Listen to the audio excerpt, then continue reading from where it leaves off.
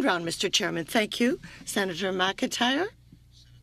Suivi du sénateur Carignan, du sénateur Pratt. Senator McIntyre. Thank you, Chair. Thank you all for your presentations. Ms. Jessman,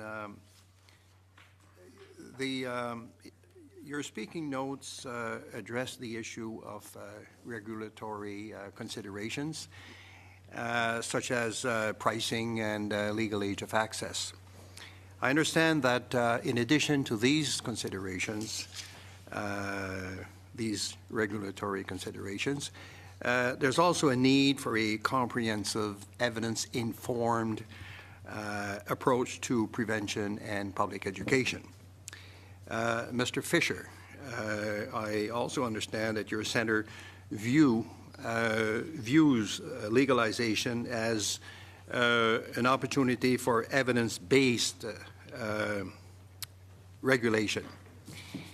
Now, bearing those remarks in mind, during his appearance before the House Committee on Bill C-45, Mark Ware, Vice Chair of the Task Force on Cannabis Legalization and Regulation, noted that the recommendations made by the task force were, quote, evidence-informed rather than, quote, evidence-based, due to the lack of comprehensive, high-quality research relating to cannabis. So my question is this a fair statement on the part of the Vice Chair? Mrs. Jessman. If you're asking if there is more research needed on cannabis and the impacts of different regulatory evidence-based research, not just evidence-informed. Unfortunately, you're asking a researcher if we need to do more research, and the answer is definitely yes. Okay. Is there a knowledge base that we can draw on to inform the regulatory decisions that we're making? I think that there is.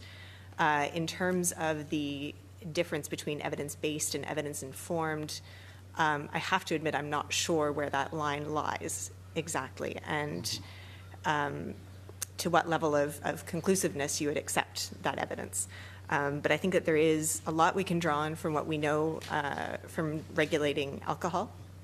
I think that there's a lot of lessons learned there, a lot of things that we have done well and things that we have done not well.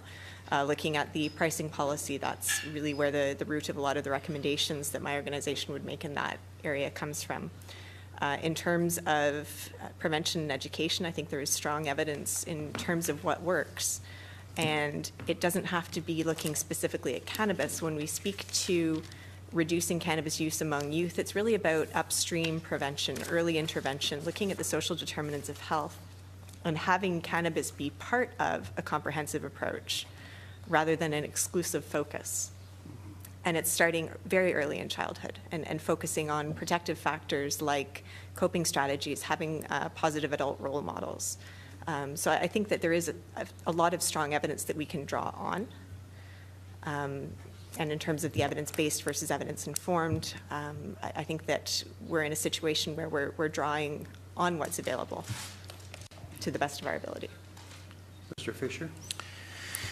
A couple of points. Regardless of the semantic differences between evidence-based and evidence-informed, I think it's fair to say that, first of all, we do not know exactly all the details of what's going to happen under legalization. This remains an evidence-based or evidence-informed experiment. There's a lot of things we will only find out when it happens. However, we have made the argument for legalization with strict regulation based on two sets of evidence. One of them, the adverse consequences of prohibition, primarily for young people, and the evidence on that is massive on the adverse consequences. Second of all, we've drawn on a lot of evidence related to tobacco and alcohol regulation, plus experiences with other drugs, that putting all those things together, it is fair to assume that legalization with strict regulation will serve the public's health better than the current status quo. There's a lot that we still need to understand, but putting those things together, this is the most promising way forward at this point. Second of all, I think when the reference has been made to evidence-based regulations and interventions. What we're talking about is use the best evidence for prevention, provide treatment to the people who will develop problems, and there will be people who will develop problems with regards to cannabis. Do the best you can on prevention related to acute public health outcomes, harms like cannabis-impaired driving, prevention, roadside detection. In other words, use the best evidence-informed toolbox to intervene with the people who make the decision to use cannabis and reduce the risks and harms. That's basically where legalization needs to go, and if it succeeds in that regard, then it will hopefully reduce the overall negative impact burden on public health. I think you'll both agree with me that this is a strong statement on the part of the Vice Chair of the task force. And in reading that statement, I'm left with the impression that C45 contains a lack of comprehensive, high-quality research relating to cannabis legalization. That's the impression I'm left with. Maybe I'm wrong. I would, if I may, not fully endorse that. There are clearly knowledge gaps, as there are, for example, on substances like alcohol and tobacco. If the measuring stick right now would be that we should only have a legal product available in which we have every bit of scientific evidence available, those two products wouldn't be legal today either.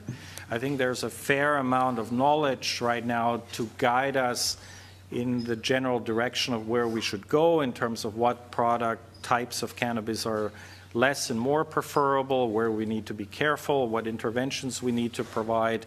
But I think overall there's a sufficient scientific evidence base, and I say that as a scientist, to carefully go forward with the experiment of legalization with strict regulation for public health, granted that outcomes, developments are strictly monitored and evaluated, and if necessary, adjusted.